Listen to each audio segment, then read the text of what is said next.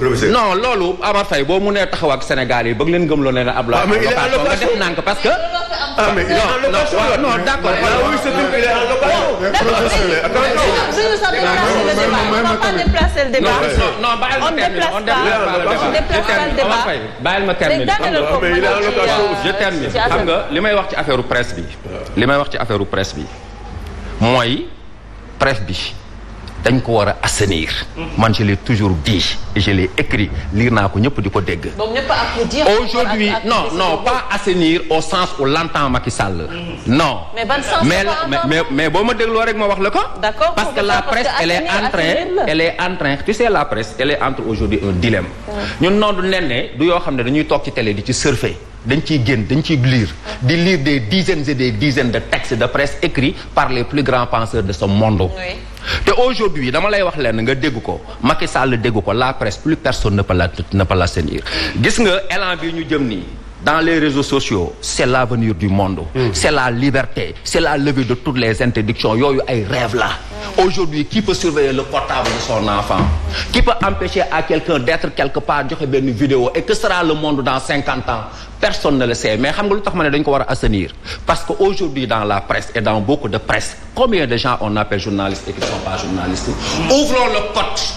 et définissons qu'est-ce que c'est qu'un journaliste. C'est quelqu'un qui au moins a eu un diplôme man jaar naa CESTI je suis diplômé du CESTI Mame Less Camara moo ma jàngal mi ngi may dégg. C'est quelqu'un qui a un diplôme du CESTI ou quelqu'un qui a fait au moins 10 ans de stage dans une rédaction.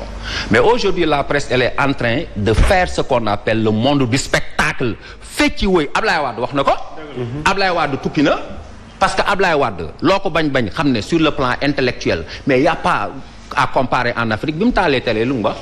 Sénégal fecce gooy rek lañ ci nekkee mais qu'est-ce qu'il a fait pour le retenir? Rien du tout. Alors donc mbir mi man je pense que mbir mi bu ñu koy assainir il faut assainir la presse mais avec un autre régime mais pas régime bii nga xam ne nii dafay xool presse yi gën a baax mu leen di gën a daane cette presse yi nga xam ne nii ñoom ñoo doon ay presse laudateur mu leen di yëkkati non du Macky mooy assainir presse wala Sénégal Macky du assainir dara Macky xam nga lu mu war a assainir bu ñu ci duggee mooy 21h bi ak tëj bii mu ñu tëj jàpp jàngoro gi sotti ko Sénégalais ñuy contaminé par des milliers c'est Macky Sall lui-même qui est en train mais moo ko sotti non mais booba laajee ma wax la ko. professeur il faut loolu lan moo tax. non bàyyil ma wax la ko premier exemple bi wax naa ko fii toujours nen ne mais dans les classes yi kan moo ko yilif c'est pas le ministre de l'éducation nationale. Oui.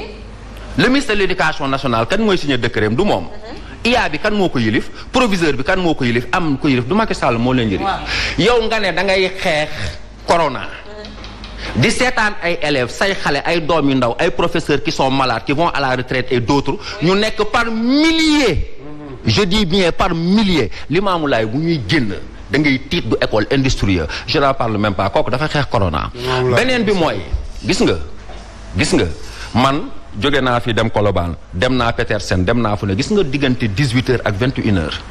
non da nga yërëm sénégalais yi dañuy mel ni ku ñu sotti ay yamb gis nga daw yi masque yi wadd njëkkante ci oto yu buuxante bi non seulement microbe bi dafay gën a dugg ci nit ñi parce que nit ñi ñu ngi takkante mais kon solul masque et je le dis au ministre de l'éducation nationale dans les écoles les élèves ne respectent pas les mesures barrières ils les bafouent il y a une différence entre ne pas respecter quelque chose et bafouer quelque chose da ngay ñëw ci classe fekk benn élève solu ko ñu toog ci classe teg seen portable ñun suñu lycée dañ fa ay portable nangu nañ ñëpp mais dañuy teg dara xoolal nga gis lu mat Omar 20 élèves sëgg di seetaan kenn sol ci masque. ñeneen ñi di pare foot. alors ñoom ñu taxaw di xool loolu nee na ñun dañuy xeex corona. jàpp le milieu de pénitentiaire mais responsabilité également professeurs yi parce que waxoon nañ ne que quand même bu fekkee respecté wuñu le protocole sanitaire dans les écoles vous êtes libre aujourd'hui de fermer l'école wala woote pour que carrément foofu cours bañ fa am. non man wax naa ko Dame Mbodj bi mu toogee fii man à mon humble avis les enseignants am nañ ci une grande part de responsabilité. mais nee na xam nga. parce que on est en train de déplacer le débat te. waaw xam nga lu tax ñu am ci part de responsabilité parce que mënoon nañoo génn tey ne duñ jàngale ji mais xam nga aussi dañu nekk ci législation te boo jàkkaarloog noonu boo xam ne nii moom légalité xamu ci dara. nga jàkkaarloog noonu boo xam ne nii légitimité xamu ci dara dóor rek la xam ak salaire ni mu mel ci réew mi ak Sénégal ni ñuy structuré je l'ai dit l'autre jour les gens ne sont pas contents mais les gens ne quitteront pas leur classe à cause de leur salaire mais c'est pas de leur responsabilité man tey lan laa mun ci tëj école le CELS a demandé au ministère de l'éducation nationale de prolonger vacances yi le temps que ñu impact comme ministre bi daf ne defuma ko man j'ai l'impression que ñoom dañoo bëgg virus bi gën a dugg ci biir Sénégalais yi pour quelle raison on verra. alors oui Assane yaa ngi doon bëgg a réagir sànq si ay propos professeur donc ñu bàyyi la très rapidement laata ñuy dugg ci politique bi. li ma ko bëgg a wax rek mooy lenn dama bëgg professeur nga wax ma Abdoulaye Wade bi muy ñëw di jiite Sénégal ñaata at la am benn ñaareel bi mooy ana ñi mu àndaloon ñoom ñooy gouverner tey ñi taxoon Abdoulaye Wade jaxase réew mi parce que nit ñi la wër fi mu toll nii fii ñu toog nii nen ne ñun ñoo koy dimbali ci lépp bu naree déraillé ñun ñoo naan ko teguwaatal ci raay bi mais ñi ko wëroon xam nga ba mu wàcc raay bi mais ñooñu lañ jox réew mi tey xam nga loolu day ko bàyyi xel xam nga mais lépp loo wax rek d'accord naa ci parce que boo jiitee dara xam nga lu yàqu rek dañ naan yow la xam nga loolu d'accord naa ko mais Abdoulaye Wade moom dama la koy ñaan fii comme ni nga ma ñaanee nekk na mag moo xamante ni man Amérique laa nekkoon li may wax nii waxuma ko parce que bi Abdoulaye Wade di nekk président man 2001 laa fi jóge ñibbi si 2017 xam nga kon nguuru Abdoulaye Wade xaw ma ci dara mais dama toog Nations Unies de 2001 à 2012 damay dem Nations Unies mais après 2012 dematuma fa te sénégalais yu bari dematuñ fa parce que gisuñu dara loo xamante ni war na mën a tax ñu bàyyi suñu liggéey dem toog di déglu Macky Sall parce que bu ñëwee yalwaan rek lay def amul benn projet comprendre mais Abdoulaye Wade moom dafa yoroon ay projet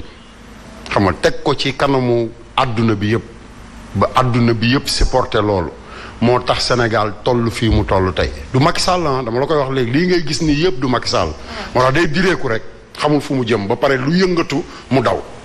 ñëpp xam nañ loolu lu yëngatu rek mu daw sa Macky Sall couvre-feu mu génn Sénégal xam nga li ma la xam nga lu am mu daw xam nga kooku du njiit parce que mënoo nekk ci biir kër jiite ay nit ba pare xam nga boo leen dee teg ci yoon sax yow il faut nga génn kër gi dem taxaw ci beneen terrasse tiim leen naan leen def leen nangam sinon kër gi day tàkk nañ waxante dëgg xam nga. alors Assane beneen point bi tamit beneen point bi maa ngi ñëw ci yow Omar Faye Cheikh Omar beneen point bi également muy les hommes politiques ñu gis ne que maa ngi ko doon wax tout à l'heure déclaration de patrimoine kii di Idrissa Seck ñu gis beaucoup de personnes se sont étonnées autant d'argent peut-être bi mu am ñu gis ne que suñu hommes politiques yi quand même quoi qu'on puisse dire tey jii dañoo nekk ay nit yuy peser lourd loolu tamit naka lañ koy jàngatee parce que amaana avant ngay yegsi ci pouvoir doo am lu bëri soo yegsee wala sooy génn ñu gis ne que amassé nga quand même benn fortune bu mag a mag ñu bëri jàpp ne peut-être loolu xam naa chroniqueur yi laa koy laaj ne que dañoo war a changer la loi sur la déclaration de patrimoine mais fortune boobu suñu homme politique yi am yow noo koy analyser. day dellu si léegi ci li Omar Faye wax xam nga Abdoulaye dafa luye Macky Sall moo yor kër gi gën a cher ci histoire président Sénégal yi xaw ma ndax xam ngeen ko wala déet wax ma beneen président bu fi am kër bu seer comme Macky Sall amuñu fi sax kër waaw loolu mooy tontu li nga laaj nii gis nga dafa am benn affaire boo xamante ni day tontuwaale professeur Abdoulaye Wade bi muy ñëw mag la boo xamante ni maanaam séentuwul dara lu dul dimbali réewam mais daf fi fekk ay gone yoo xamante ni ñoom ñëpp dañoo sonnoon xiif mu yaakaar ne bu ñu ñëwee dañuy taxaw dimbali seen réew mais dimbaliwuñu seen réew seen bopp rek lañ doon dimbali xam nga foofu la Idrissa Seck juddoo keneen noonu ñoom ñëpp ay sàcc lañ boo bëggee dégg dëgg non c'est vrai non accusé wu ma leen man damay wax man dama juddu non xam nga man sàcc bi boo naan ma kii mooy sàcc da nga may génneel xam nga ne ma lii moo ko sàcc voilà defuma dara non man kontaan naa ci li muy wax de parce que bëgg dëgg rek ñeme dëgg rek te du ma far man wóor na ma ne bu ñu génnee yaakaaruma ci kenn lenn Abdoulaye Wade mosuma recevoir mosuma lekk dërëmam mosuma nekk ci parti bu ñu génnee léegi topp Ndakaaru ba mu jeex Sénégal xam nga li ngay génnee ne Abdoulaye Wade moom lii xam nga jegewul sax li nga xamante ni moom la fi Mansour Faye bërki dem boo njaay denc wala ay Adama Faye ay rakku jabaru Macky Sall ak wala jabaru Macky Sall bi toog bërki dem boo njaay di ñu wax naan xam nga li ma la sama fondation musul def benn activité xam nga kooku sàcc la parce que munoo jël alal judul jeex di ko dimbalee am réew non defuma accusation nee ne danga may bàyyi ma développé nee voilà defuma benn accusation man li may wax dafa leer parce que moom moo ko tontul boppam da ngay dem nga seetaan vidéo bi ma yóbbu prison dama ne ko taxawal fondation Rahma taxawal fondation Rahma di sàcc suñu alal xamal li ma wax ne da nga ñuy dimbali di tooñ yàlla di tooñ askanu Sénégal comprendre nga moom moo toogaat ci télé bi ne fondation deful benn activité xam nga bu sa fondation deful benn activité mais xaalis bi ngay dimbalee nit ñi fan nga ko jëlee ne ah nee na jëkkër ji moo koy dimbali. waaw mais jëkkër ji fan la jëlee xaalis bi. loolu la wax clairement laaj naa la ko. voilà jeex na tàkk xoolal muy moom noo defal ndànk xam nga benn affaire dafa am man su ma jëlee suma verre yi jox ko Pape Matar génn ci mbedd mi ñu ne ko foo jëlee verre yi mu ne Assane Diouf moo ma ko may. xam nga ne ma Assane yaa may Pape Matar verre yi ma ne la non mayu ma ko lan la Pape Matar wala def. sàcc. da nga war a delloo saat verre yi mais Macky Sall moo fi sàcc suñu 7 milliards nen ne nañ waxante dëgg ne Ablaye Wade moo ma may Ablaye Wade ne mayuma ko mais loolu sàcc la da nga war a delloo siwaat xaalis bi non xam nga man yee xam nga mënoo maa tere nag ne ma bul xorom ba pare tere ma ne doo wax dëgg gi non loolu moom mënul nekk. non terewuñ la fi dara mais tey jii soo naan diw ak diw sàcc lañ day fekk nga am foo ko teg. wuy ma fi ma ko teg mooy Macky Sall suñu 7 milliards Taïwan yi da koo sàcc benn. Idrissa Seck terrain yi muy wax noonu yëpp benn étranger mënul jóge fële. juddoowul ci réew mi xam nga li ma la wax amul maami sénégalais amul maamu lébu amul maamu séeréer amul maam bu jóge jaxaaw wala siin wala saalum wala bawal xam nga ñëw ne diw moo ma jox terrain yi ndax nangam xam nga terrain yi di jar ay milliards loolu sàcc la nañu waxante dëgg ñun xam nañ liy dox ci réew mi te mooy dox ba tey jii ñaata dégâts nga fi dégg fii biir Sénégal ci affaire terrain ci 2 ans yi. waxal non pas ci 2 ans yi. non na yem ci 2 ans yi rek. non pourquoi nga bëgg ko yemali ci 2 ans yi. non parce que li tax ma bëgg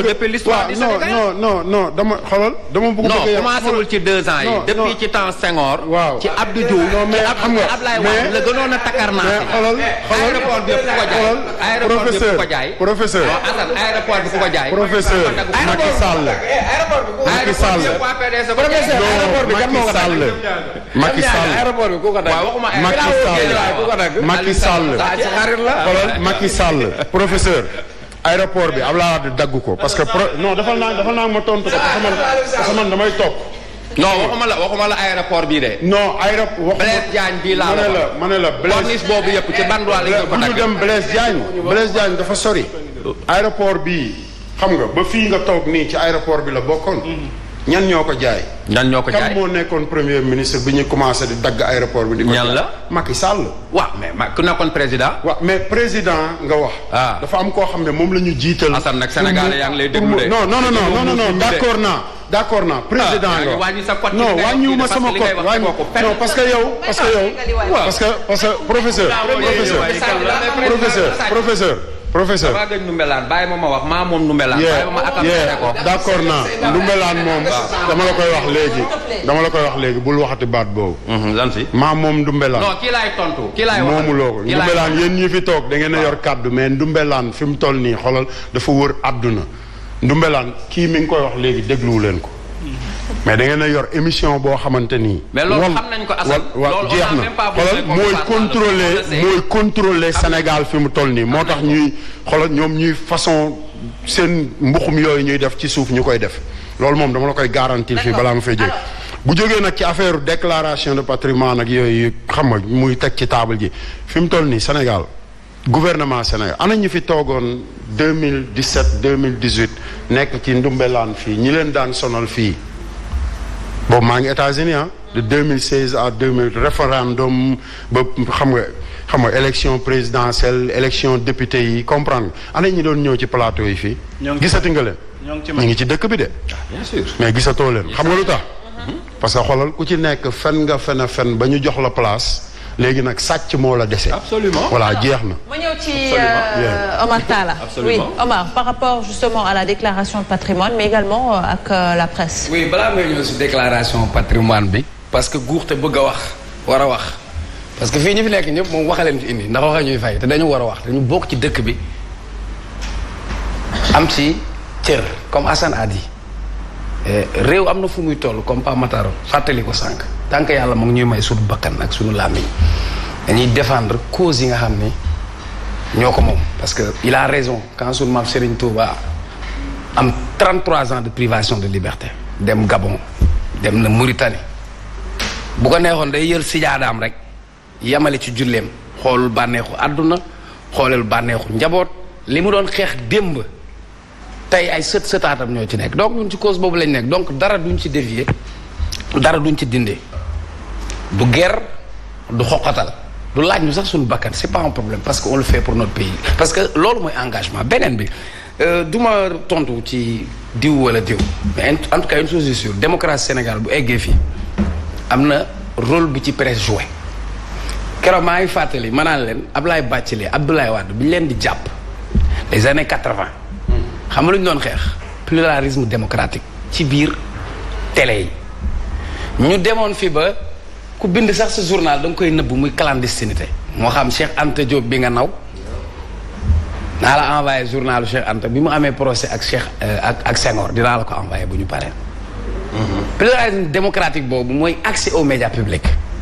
malheureusement régime bu ñëw da nga mës a utiliser RTS comme moyen ak outil de propagande. Absolument. et régime bu ci ñëw et loolu pour man recul démocratique la parce que du sama nijaay suma mag la Racine Talla c'est-à-dire sama papa sax bu fa nekkoon bu defee lu defuwul mën na ko bàyyi def nga lu defuwul parce que man homme de principe la alors li ma doon xaar sax si Racine Talla c'était expérience bi mu am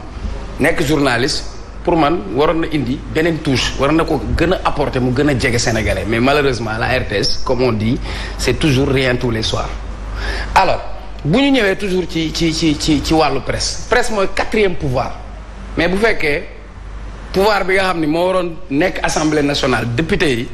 daaj nañ përiyee ñoom ndërmeelu joxe seen pouvoir assemblée maa yi beneen pouvoir bi ñuy wax justice moom justice bës bouton la parce que dafay neex ñi jiite Pape Matar du fanaan këram tey ban pouvoir moo fi nekkoon bi nga xam ni moom mooy war a yee nit ñi mooy cette presse moom la ñu bëgg a contenir professeur mën nga wax ci ay dérive presse et cetera parce que tey ku nekk yor nga sa télévision Assane Diouf aux États-Unis avec son téléphone moo gënoon a garaaw yenn presse yi mais li ma xam ni moom la ñuy wax président Macky Sall moo toog fii mu daan ne aujourd'hui la force du clic mooy la souris la force du clic est plus puissante et elle fera face aux frics et aux flics donc aujourd'hui am na fu ñu toll au niveau de conscience am na fu Sénégalais yi toll mënoo leen delloo ginnaaw seen ak démocrate donc moom plan bi muy wax nii dina indi couvre-feu répétition pour police pour bu gaay def 3e mandat presse comme li may faral di wax en wolof ku aj bëggul kuy teen parce que presse bi mooy génnee scandale presse bi mooy génnee luxóoru suuf presse bi mooy jox kaddu sénégalais yëpp ñu mën a addu ci li jëm ci réew beneen bi je crois que li nga wax ci déclaration de patrimoine je vais le dire et je le répète moi je suis choqué moi je peux comprendre comme disent que diw bawol la woon jaay na butéel créé na entreprise nangam mais pour man yenn fonction yi dafay baax aussi réew mi adossé wu ci ay valeurs professeur ñoom Thierno Souleymane Baal almaami Thierno Souleymane Baal suma maam bi ñuy def seen révolution dañ ne bu ngeen falee nit ngeen gis train de vie am changé mu yor alal ju mu yorul woon wàccee leen ko kon de bu ñu doon wàccee dinañ wàccee ñëpp bu ñu indi woon kër yi principe boobu ne nit ki li nga yore kaay prouvé ko Macky Sall bu ñu ko appliqué kër du fanaan këram Idrissa Seck mii bu ñu ko appuyer kër yi du fanaan këram ñoom ñii ñëpp kuñ ci teg kër yi teg ko ci sa ndodd ne la prouver alal ji nga jël parce que président Macky Sall toog na ne dañ ko fi may je parle pas de caisse noire parce que président am na benn privilège bu mu am caisse noire loi bi moo ko jox même bu ñu ko tuddee caisse noire mais encore que Assane peut-être yaa wax sàcc mais man je dis tojemaan mooy lii moo raw addu kalpe dëkk boo xam ni 1 milliard ñaata ambulance la mën a am 1 milliard ñaata tablement lañ ci mën a am 1 milliard dans un pays boo xamante ni dañuy 1 milliard boo koy teg 10 000 fii ba Thiès taxul mu jeex qu'on me dise que fuité na wala fuitéwul mais ñoom ñëpp ils sont riches comme Crésus et aujourd'hui je ne personnalise pas seulement le débat sur Idrissa Seck parce que Bassam moo génn et le président a été obligé de taper sur la table parce que ministre mi loi bi dañ ko génnee ñu ne kuy gérer lu toll milliard war nga def sa déclaration de patrimoine bu président demee bay fëgg ci table ji pour ay ministres am def déclaration de patrimoine ça pose problème ça veut dire que mooy li may wax je ne parle pas de dëmmisme financier ou dëmmisme koppar mais ñu ngi ŋàcc deret sénégalais parce que pour man yenn alal yi nekkuloo un fonctionnaire ne peut pas être riche et je vais continuer à le dire parce que loi bi permettrul nga yore yenn responsabilités yi mën a am yenn activités yi boo doon am salaire u 3 millions doon ministre bu ñu ko multiplier ci at bi wala 2 millions 24 millions en 10 ans tu ne peux pas avoir mais ni ñuy amee milliards xam nañ ko c'est les pots de vin c'est les commissions c'est la corruption et malheureusement sénégalais yi comme li ñuy faral di wax ñàkku baadoo la mooy siim cere buur te politique léegi ascension sociale la na ñëpp dem ci nguur pour mën a tekki pour yore ay milliards boofu ci kaw sénégalais yi. Absolument. Bon, xam nga d'abord sur l'histoire de la déclaration de patrimoine. Oui. Premier problème d'abord c'est le président. Sa déclaration de patrimoine ay bien rek la yóbbu conseil constitutionnel. ba léegi génnewuñu benn compte bancaire nee na bii comptam la temps moo si nekk amul et il a fallu 2012 ñu dem élection fal ko président ñu door a xam ne am na 8 milliards durant toute la campagne dañu wax ci ay cotisations lañ doon joxe ak lépp ba mu dem campagne yére yi mu doon sol sax da ngay gis fii lii tellement bëggul woon sol yére bu bees ñu xam ne kii am na xaalis. dafa doon dagg fii. il s'est victimisé à tous les niveaux ba ñu fal ko ñu def déclaration ñu ne day kii yor na 8 milliards. am na benn cuub bu yàgg bu mu doon solde bu gris. boo ko gisee da nga koy yërëm. mi ngo acteur militaire l'argent laab nag. naka te boobu mi ngi denc 8 milliards. Idrissa Seck ay pédicure boobu mi ngi am kër États-Unis.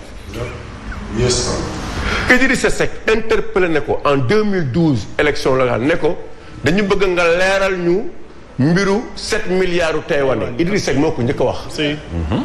Idriss Seck mii tey moo ko njëkk a wax. te moom bu ma convoqué loo wala mu yóbbu ma si yoon ma wax ko 7 milliards yi ni mu demee. moom moo ko wax foofu la ñu premier problème. deuxième problème nen ne of nag ki koy jiite président moo koy nommé.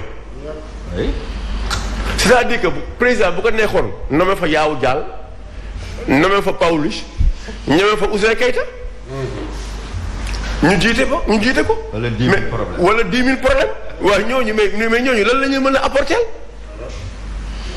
absolument rien maintenant nan nga mën a gérer une institution wala nga nekk un ministre nga war a yóbbu sa déclaration de patrimoine au niveau de l'OFNAC ça n'a pas de sens alors que on a une institution constitutionnelle qui est la Cour des comptes. c'est problématique. Pourquoi yóbbuwuñu ko Cour des comptes ñu xam mais bul fàtte ne am na benn journaliste bu waxoon ne Idriss Seck boo gisee mu dem si mag yi mooy dafa am problème mu xaalis il traverse actuellement une sécheresse financière.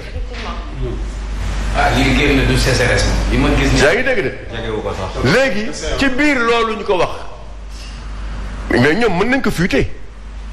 faut pas penser seulement que c'est le pouvoir eux-mêmes ils peuvent le faire. pour montrer que ce que vous pensiez en son temps comme quoi Idriss Seck est dans une situation difficile amul ci tabax bi muy tabax nii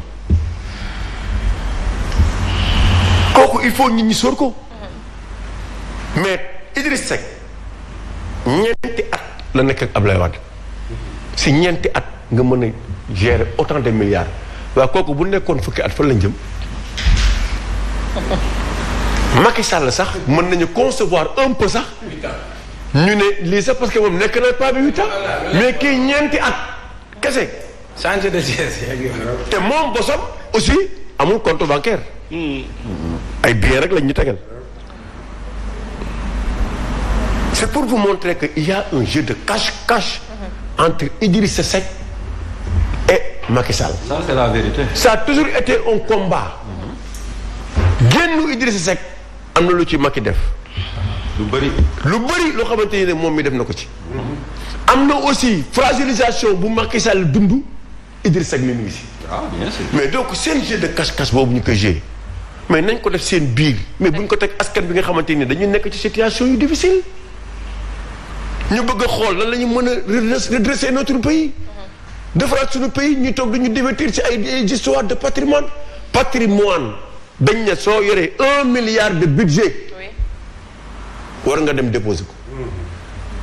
mais OFNAC moom très sincèrement amul sens nen ah bon non amul sens Macky da ko fi teg rek pour jouer avec les gens. da ko fi teg dossier procureur. mais moo tax mais du dem fenn. ça c'est pour pousser les bailleurs de fonds. ça c'est pour pousser ñu ko changer peut-être renforcer ay acquis ou OFNAC pour plus de transparence dans certaines choses. Ouais, peut-être parce que tey jii c'est quand même doo xam noo koy comprendre que ñu ne déposer nañ tant de rapports sur la table du procureur après amul benn suite derrière peut-être il faudrait que ñu renforcer yenn pouvoir u OFNAC yi. waaw mais xam nga nen ne Macky Sall il est allergique aux propositions. et à des conseils. c'est-à-dire quelqu'un boo xamante ni depuis qu'il est à la tête de ce pays amul lenn loo xamante nii ne day yokk suñu démocratie day jéem a xool suñu koom-koom ni ñu koy yëkkati ko ñu proposer la wala wax la nga dégg amul. amul moom. mënu ko ci éducation tey boo leen defoon ay propositions yi gën a baax du leen déglu moom li ko intéressé moom mooy comment il doit faire pour consolider son pouvoir à sa manière. Parce que tous les acquis qu'on avait à tous les niveaux, que ça soit économique, que ça soit culturel, que ça soit dans le cadre de la justice, que ça soit démocratique, mais lépp la caafaanoo lépp la désarticulé. Dans ces situations-là Macky si boppam nga mënatul xam yow kii noo koy classé léegi professeur wax nga ko xamatoo kii noo koy classé ak foo ko mënti teg parce que réew mi moo jaxasoo réew mi moo xamatul fukk lu ñu di def. ku xëy léegi da ngay dem nii rek nous sommes tous désemparés. waaw dans ces situations nag dafay metti à ce que nga mën a taxaw xool looy defaraatee réew mi parce que yi mu teg yëpp da ko teg nii rek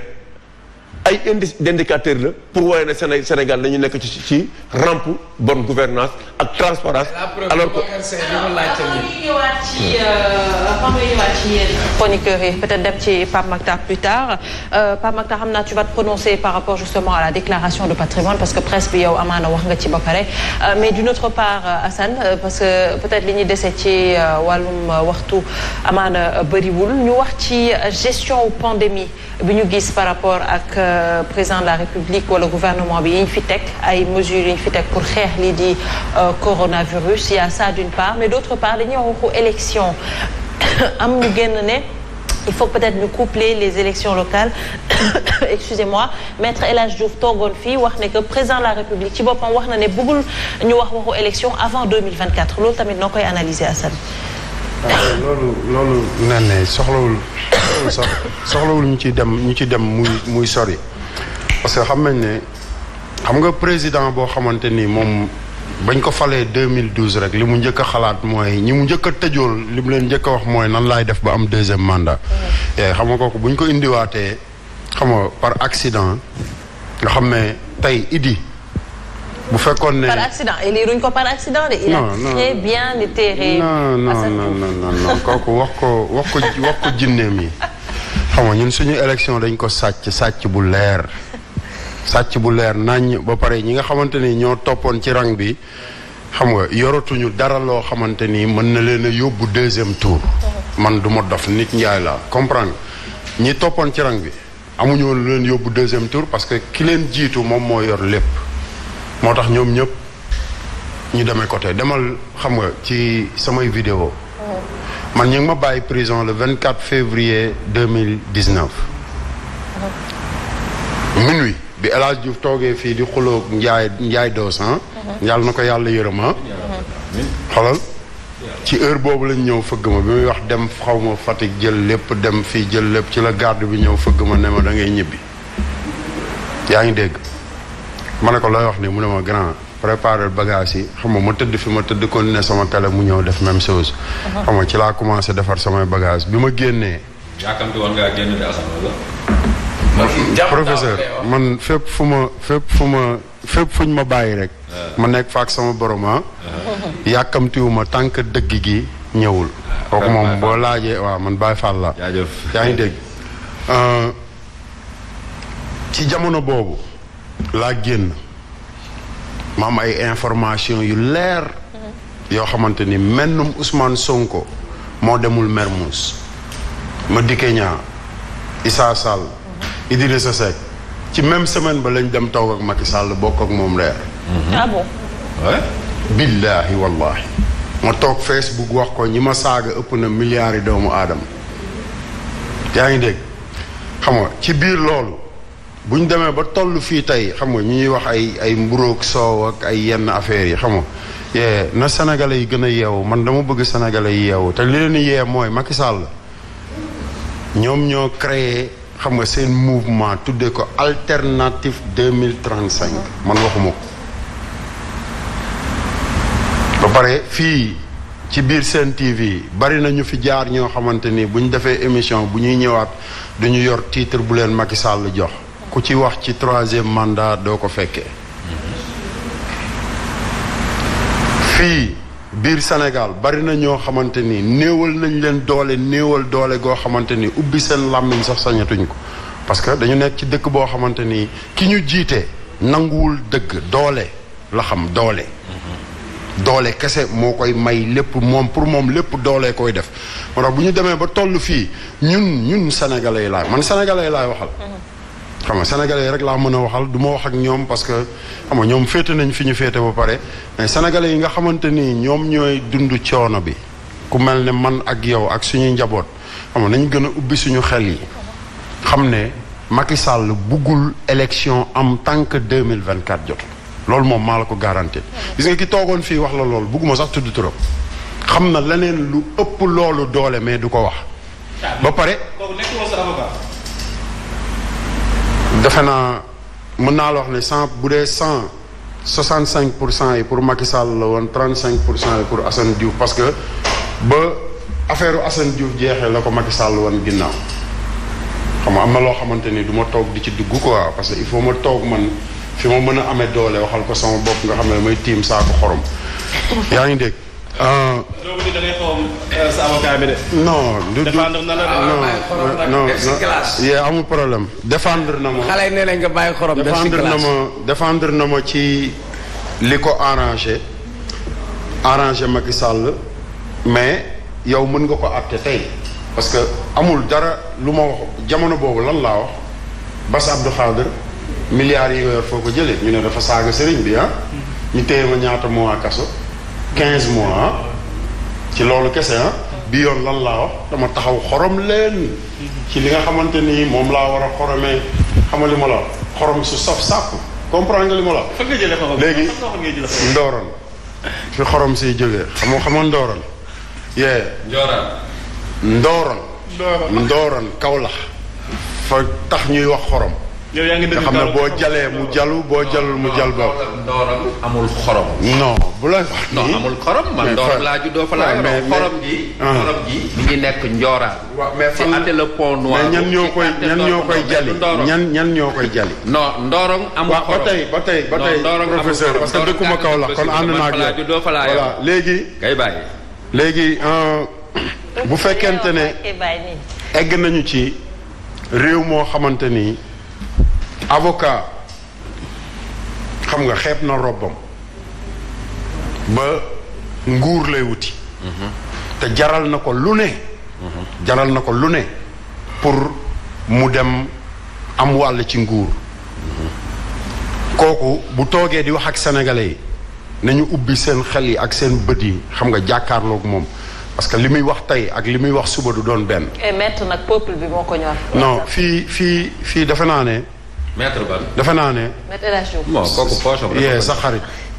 parce que gis naa ko fii muy aalu sa kaw. di ko poosam rek ko ñor. voilà jeex na tàkk bàyyi leen El Hadj Diouf comme newu fi bàyyi. xam nga non duñ ko bàyyi. man moom voilà xam nga man maa ko tudd sax. voilà mais bon jarul non parce que il faut parce que dafa am benn wax bu mu wax. nañu man borom njaboot laa xam nga te ci télé la ko waxee. te yàlla def na man xam nga ma ñëwee Sénégal ba léegi man télé moom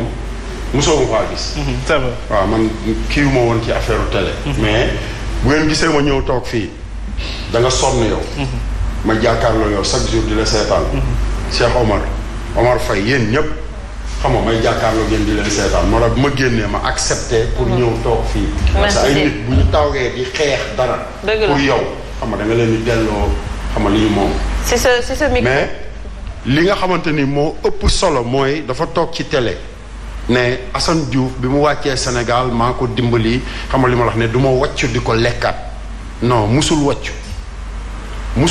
d'accord man maa ko rejeté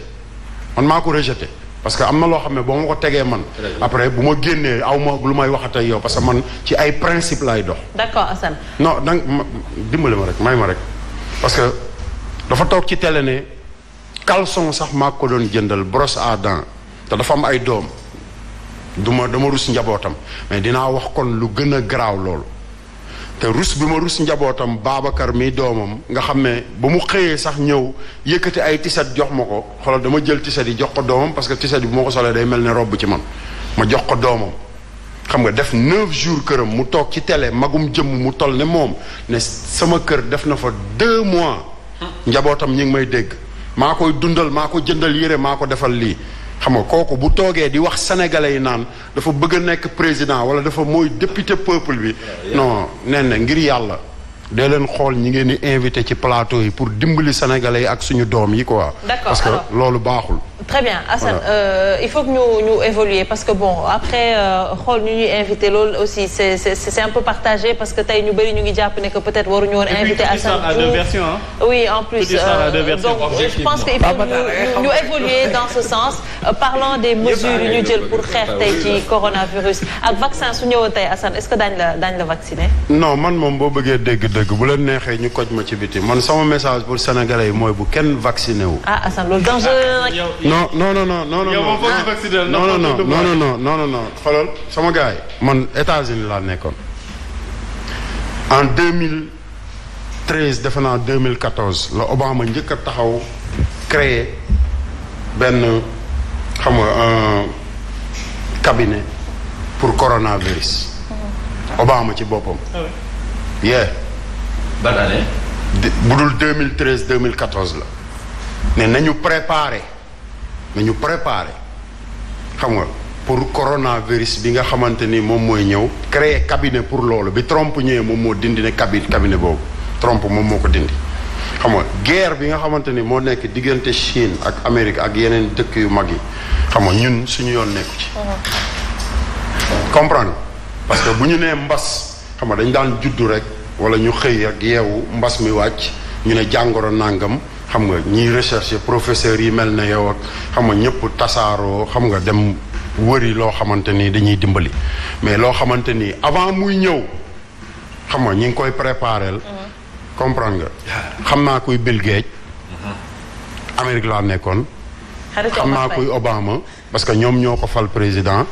xam naa tamit kan moo taxaw ba góor jigéen ñi gën a am doole ci àdduna bi bay sëyante seen biir ba nga xamante ni foo dugg ci États-Unis xam nga mën nga dem bu ma neexee léegi bu ma nekk wàccee États-Unis nekk milliardaire mën naa dem takk góor léegi dem légaliser ko xam nga nekk ci li ma neex xam nga te milliardaire lay doon xam nga ñi nga xamante ni ñoo jiite àdduna bi fi mu toll nii buggatuñu doom bu juddu moo tax sénégalais yi man dama leen di avertir léegi man Assane Diouf neewuma kenn nag ni ku nekk yaa moom sa yaram mais man dama leen jox conseil ku ko mën téye sa bopp bul vacciné wu parce que xam nga kaay ma faj la mais lu ci armée wuti lu ci gendarmerie wuti ak lan moo war a tax ñu ne par force nit ñi dañuy vacciné wu te li may wax dem leen ngeen gëstu ko mi ngi ci internet bi Obama moom moo créé xam nga cabinet boobu depuis 2014 xaw ma 2013 yaa ngi dégg xam nga pour coronavirus waxuñu leneen comprendre nga li ma wax neewuñu beneen mbas dañ am seen tur am laboratoire xam fi mu war a jóge ban laboratoire la war a jóge xam lépp xam nga du ma nangu sama xeet man ñu leen dugal ci loo xamante ni bu ëllëgee dama naan su ma yëgoon non man magum waxoon naa ko laa doon alors à l'image de yeneen docteur peut-être ñu fi toogoon ñu fi jotoon toog fii ci Ndoumbelane peut-être dañ la ko accepter soo nangul vaccination bi mais d'une autre part Pape Makhtar il faut également que ñu revoir un peu cette thèse par rapport à la vaccination parce que je pense que également fii am nañ fi ay spécialistes yoo xamante ne du ñu xoolee ba loo xam day lor suñu askan di fi dugg amaana. léegi yow. beneen question. c'est bien sûr très rapidement Pape Makhtar xam naa temps bi sax jeex na parce que permanence couvre-feu léegi mu commencé xam ngeen ko couvre-feu bi ñoom ñooy accompagner un peu le public de Sen TV mais ci déclaration de patrimoine bi. ak li. non mais Pape Makhtar kii mu ne bala moo dem ci kii patrimoine xam nga yooyu ay patrimoine en réalité gis nga yooyu Sénégalais yi miiruñu ci. c'est du vol légal. loolu ay ñëpp xam nañ ne fii tous nos dirigeants sont des voleurs xam nga lan lañ war a wax man j'ai envie de dire deux choses aux Sénégalais. Ousmane Sonko bi ñuy xëyee tey. non ba waxuma Ousmane Sonko man dama bëgg a wax li nga xam ne nii nen ne moom moo ñu pëlëx ci jamono ji muy état d'urgence bi. xam nga lu mu bëgg a wax Sénégalais yi couvre-feu bi. la question fondamentale que je me suis posée nga bàyyi nit ñi 15 heures de temps 6 heures ba 21 heures 15 heures de temps ay Sénégalais nekk ci ay école nekk ci ay marché nekk ci ay télévision nekk fépp kenn solul masque di jaxasoo nga xëy suba teel arrêté ko 21 heures. mais nen ne la question fondamentale c'est pourquoi 21 heures wax naa ko fii ban expert moo ma mën a wax pourquoi 21 heures nen ne avenir u nation avenir u peuple du ñu toog ci ay palais di ko loterie qu'on arrête de jouer avec nos vies entre 21 heures Omar Faye ki deewul diggante 6 heures du matin ba 21 heures may ma tuuti rek entre non gis nga entre 21 heures booy bàyyi ma récupérer sama 3 non non xam nga lu tax ma koy gis nga xoolal am na ñoo xam ne billaahi wallaahi taalaahi l'État sénégalais est en train d'étouffer à mort l'économie de ce pays. Et je suis sûr mais professeur, c'est juste parce qu'on pense à l'économie, c'est juste parce qu'on pense à l'économie parce que tey yeneen réew yëpp soo leen gisee confinement la ñu demee woon mais Sénégal c'est impossible de parler de confinement pour justement parce qu'on pense à l'économie moo tax ñu teg fi couvre-feu de 21 non professeur may ma rek ma tuuti rek. xam nga 21 heures boobu nee boo duggee diggante caaro yi kii xam na li may wax dugg ci banlieue bi am na ñoo xam ne seen économie seen jaay fondeek seen jaay laax ak seen tàng naa yi mais heure boobu lañ koy def suñu mënoon am ay experts économiques wàccal leen tey ci benn région rek ko ñu ñoom talaa ñu seet tàng naa yi nga xam ni tëj nañ ak maire yi jaay fonde on est en train d'appauvrir ce peuple et tu sais ce qu'on est en train de tester dans ce monde c'est la docilité des peuples pour de futurs combats aujourd'hui ils ont compris que tous les peuples sont dociles tout le monde porte des masques tout le monde danse demain on nous demandera d'autres choses man du ma wax ne du ma vacciné wu de parce que yàgg naa vacciné wu mais dama ne Sénégalais yi bale ñu leen a vacciné nañ leen wax lu leer nañ xam vaccin bi ban la beneen bi mooy fu may terminer nee na bu fekkoon dañoo bëgg rek lu baax mais un professeur comme Samba Ndiaye mais Samba Ndiaye il est réputé Samba Ndiaye taxaw na fi ne Manta Mbaare ngolañ xaw ma ngolañ xaw ma nu mu tudd man sama doom moo ko uti boole ko ak bisaab ak diñi ak lan ngeer je vous jure devant Allah je vous jure devant Allah que dafay faj nit ñi lan moo tax aujourd'hui un monde de science d'expérimentation voilà may ma tuuti ma ñëw rek un monde d'expérimentation un homme comme Samba Ndiaye taxaw ci àddina ne lii daf koy faj mais lan moo tax ministre bi mënuñoo exploiter ces domaines là depuis l'école de Kër Massar les plantes soignent le monde même comprimé ñuy naan ci plantes yi lan moo tax owuñ Samba Ndiaye mu baxal ko ñu oo koo xam ne nii dafa corona ne ko naan ko mu naan ko ñu suivre ko virologiquement su wéree ñu ne wér na mais ils veulent nous vacciner parce que derrière le vaccin ni ko ñëpp waxee il y a le nouvel ordre mondial mais loolu la rek du leneen waaw oui Assane réagiral très rapidement ma dem ci Pape Makhtar li ma doon wax professeur rek mooy gis nga réew mi ki ko jiite benn pexe la am benn pexe kese te pexe bi mu am mooy lépp lu mu voilà non développer Sénégal nen ne xam nga pexe bi mu am mooy xam nga rëcc nañu 2024 mooy ñëw bépp li américain di wax exercice bépp entraînement bu mu mën a def balaa 2024 di ñëw dina ko def te lii occasion la pour moom pour mu def loolu te gis nga lii ñuy wax nii ci ay feebar beeg yëpp xam nga ay couvre-feu mais ana États-Unis presque 500 000 morts 500 000 déggoo fa couvre-feu parce que ñoom dañu dem ba ne même bu famille yi nekkee ci biir kër yi dajaloo bi rek bu ko kenn amee ci salle bi wala dara mooy infecté ni ñëpp te fa la feebar bi gën a fa lay jóge fi mu toll ni di tas ci àdduna bi jógeetul Siin jógeetul fenn xam nga te ñoom ñi ngi kon ne ba pare diggante 21 heures ak minuit fan la Sénégalais yi di dem maa ma jaaxal. fan la sénégalais yi di dem. mais génnal léegi nga xool léegi rek bi may ñëw maag sama waa kër yi maa ngi leen koy wax maa ngi naan xoolal gars yi ni ñu rangee. xam nga ba pare téye nit ñi ba nit ñi ragal boo xamante ni maanaam nanguwuñu sax séparé wu. xam nga ba pare ñu élèves yi ñuy wax ak ñëpp ñi ñuy sensibiliser kenn du ci takk masque. kenn faalewu leen seen masque yi fii lañ koy yemale. yow fattal say bakkan nga xam nga fatt sa gémmiñ ah. yaa desoon ci temps de parole bi Pape Makhtar alors ñu ngi lay déglu très rapidement. non li may wax ci déclaration de patrimoine moom bëriwul parce que tey booy jël mindaan da nga koy laaj fu mu dëkk laaj ko carte d'identité parce que loolu aussi mooy minimum bi. aussi ñi nga xamante ni dañuy war a jiite wala yam prétention war nañu mën a wax seen alal fu mu nekk bu nekkee liggéey nañ ko. liggéey boo xamante mais justement loolu la ñu wax pourquoi mu war a confidentiel. alors dans ce sens peut-être dañ ko war a rendre public parce que aussi boo xoolee ku mel ni Ousmane Sonko ku mel ni Bougane ak ñeneen ñoo xamante même Khalifa Sall dañu def cette déclaration de patrimoine laataa ñuy wut benn ambition donc war nañ ko mën a def ñu def ko lu généralisant loo xamante ni ñëpp si bokk yem mais ci Ousmane Sonko moom sax laay ñëw benn parenthèse dara parce que tey ñu ngi xëy aussi di ñu naan xaw ma accusé de viol xaw ma exactement nag am na wala amul mais aussi dañuy wax ni que ñu bëri jàpp nañ ne que liquidation la. waaw parce que aussi Bougane ba mu amee ambition dañ ko fi jiiñ biiral ni dafa biiral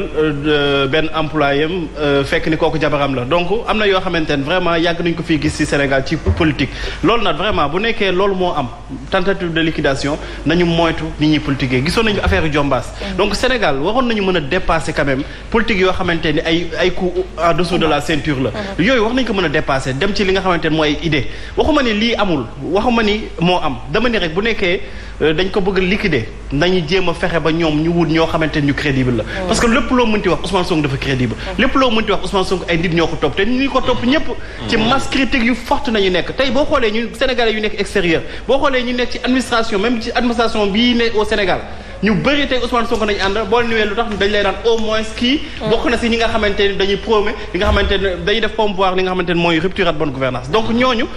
bu ñu ko amee mii Ousmane di Bougane di genre Déthié Fall yi ñooñu noonu c'est des hommes de principe Sénégal dañ leen war a jël jéem leen yéegal ci kaw mais kenn du leen tirer vers le bas parce que amuñ ci benn intérêt vaccination bi nag bu ma ci posé benn question ndax li ma ci waxoon démb laa ci waxaat tey xanaa ñu imposé ma ko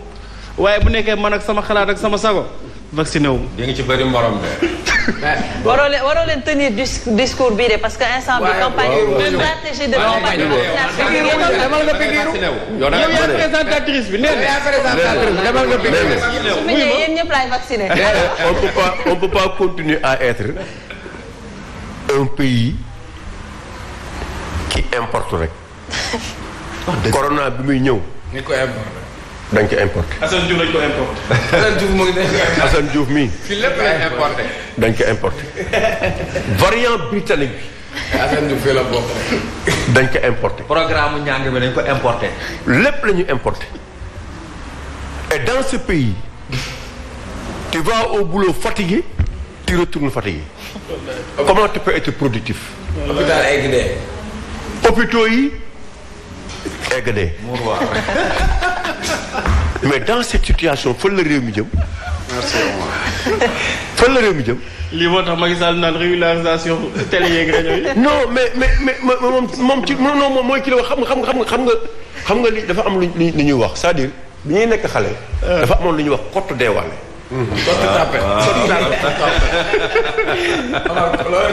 waaw kottu tapet.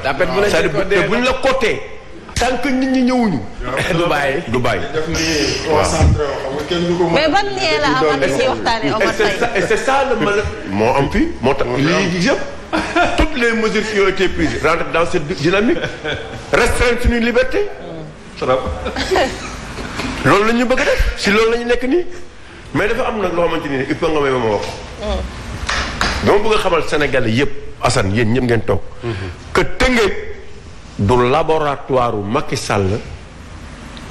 bu xamante ni ne saa yu jël ay mesures impopulaires wala antidémocratiques doomu Rufisque moo koy def.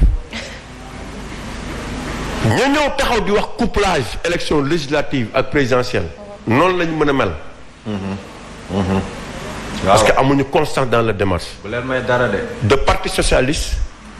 en passant par PDS ba tey APR. amul dara lu ñu xeex pour jot ko dañ leen ko jox. dañuy faraat donc bu ñu leen tekkalee ay œillères ba ñu leen di pousser à ce que ñu dem ñu wax ne dañuy dem vers des élections il faut coupler les élections législatives et les élections présidentielles kooku ki ko wax wor na Mbaye Jacques te jëw na Mbaye Jacques parce que un Mbaye Jacques ñëpp xamoon nañ ko am na yu mu daan bañ am na yoo xamante ne kenn daaw ko defloo moom il peut pas demander à ce qu'on organise des élections locales ñu organiser élections locales yi bëgg moom nga xamante ne député la ñu jël mandat am yokk ko ci 2 ans bokk ak élection présidentielle loolu mooy intérêt am lay xool Ismaïla Madior Fall couturier peut-être que il a une légitimité de par sa fonction mais boo taxawoon juuti ba kooku laaj du xamu ko les gens ne le connaissent pas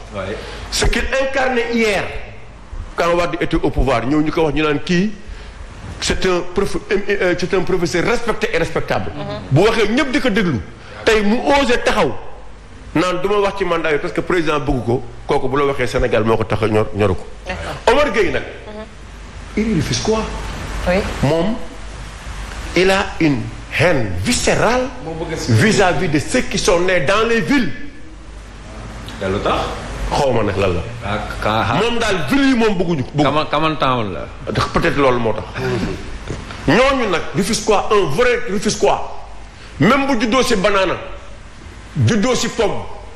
juddoo si ceebu jën bu neex bu am souffleur di doon dal bata daan sol lu rafet ay jean Wrangler di ko dox bu mujjee si mbaxal day diñ ce ne sont pas de dignes fils Rufisquois dignes fils Rufisquois du loo ko def loo mën def ko même bu fekkoon ne non dafa ndànk rek même bu fekkee da nga koy fay ay millions boo ko nar a def loo leen de par sa dignité il ne le fera pas mais ay avis la ñu joxe non pas avis parce que fu mu nekk nii ñëpp yaakaar nañ ne les Rufisquois sont devenus des Dunguru nous ne sommes pas des Dunguru et nous ne serons jamais des Dunguru. D'accord, très bien. Alors, 30 secondes. 30 secondes. may naa la 30 secondes. D'accord, très bien. Professeur, 30 secondes peut-être. waaw man non 30 secondes. ak Ousmane Sonko. non Ousmane Sonko. wala yow nee nga doo ci wax non mun naa ci wax sax non mun naa ci wax. Ousmane Sonko mun naa ci wax. li ko dal kii wax na ko y a rien de nouveau sous le ciel. Ablaye Wade. amul luñ ko fi waxut ci kaw suuf nitu saytaane la Serigne Fallou nee na du falu dafa bon bu ñëwee ci réew mi te loolu lépp amu ci xam nga lu tax parce que aujourd'hui li enseignants yi doon wax la amatuñ la force de l'argument ñuy jël l'argument de la force man li ñu ko tegal nii mënuma ci waat dara mais gëm naa ni Ousmane Sonko ak fi mu toll ak ambition bi mu am su demee bay def cuune waxuma la di violer jigéen mais di envoyer message jigéen naan ko ca tem ak adversaire yi mu am kon nga xam ne Ousmane Sonko nitewul gëmuma ko li may wax mooy sénégalais yi gis nga couvre-feu bi bu jeexee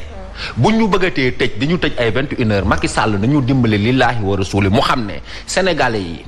feebaru pauvreté sénégalais yi stress mi ngi leen di rey diggante 18h non nit ñi dañuy mel ni ay yamb non vraiment neexul tu as l'impression que dañu nekk ci esclavage xam nga sànq boo gisee prison beeg dóor yeeg lépp xam nga lan moo ko waral lii sëñ ba waxoon la rek tubaab bi dafa neen bàyyi ñu koy boofal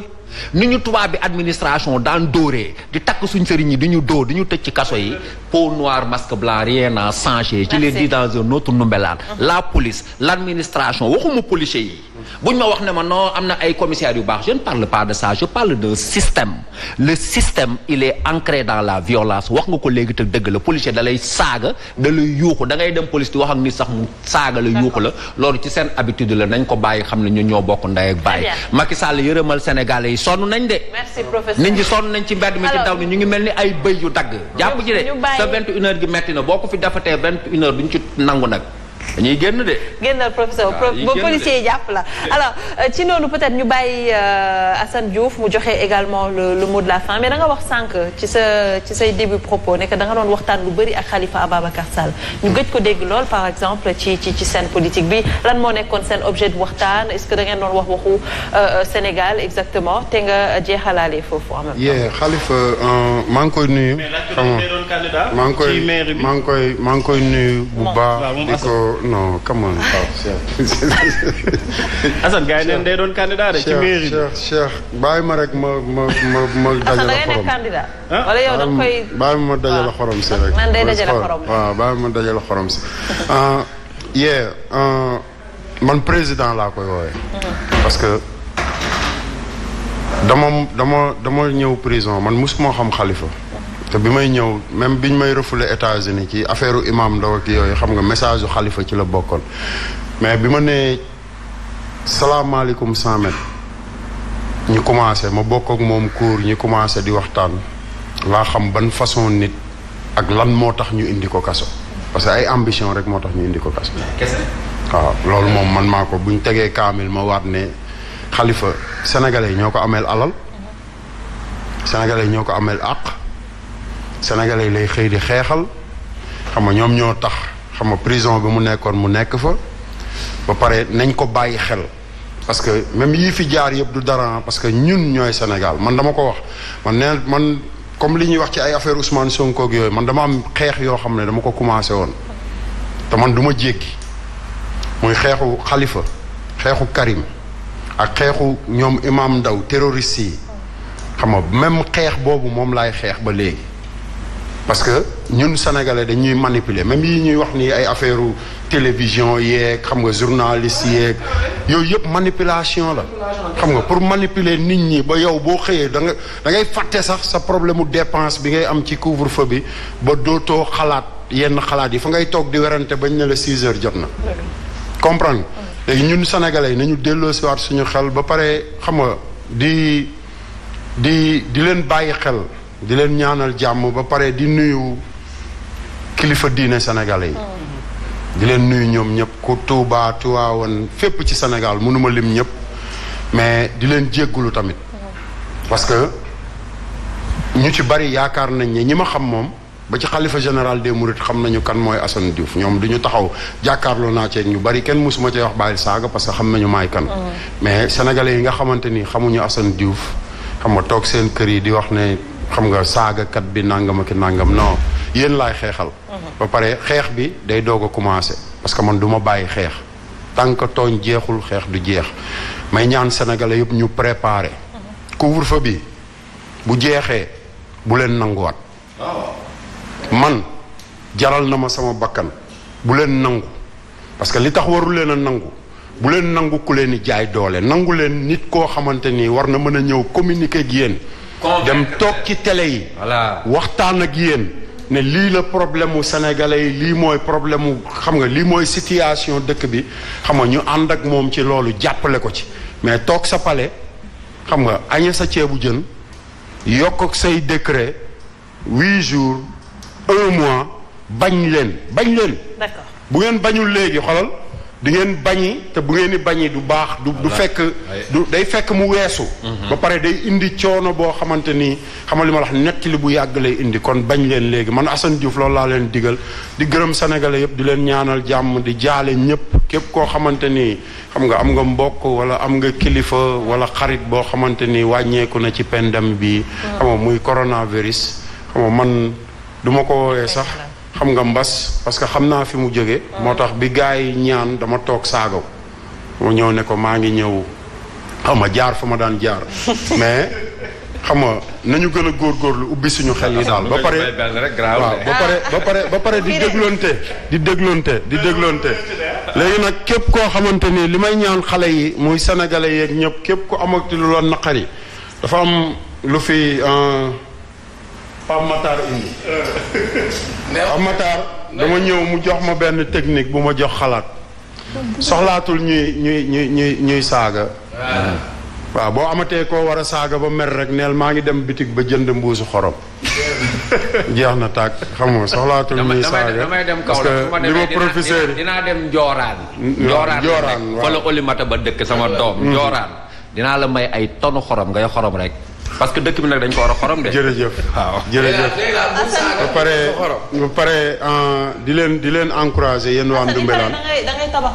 école. waaw loolu moom commencé naa ko xam nga Sénégal li ñu gën a soxla maanaam li nga xamante ni mooy defar Sénégal Macky Sall daf ko jéggi. mooy suñu diine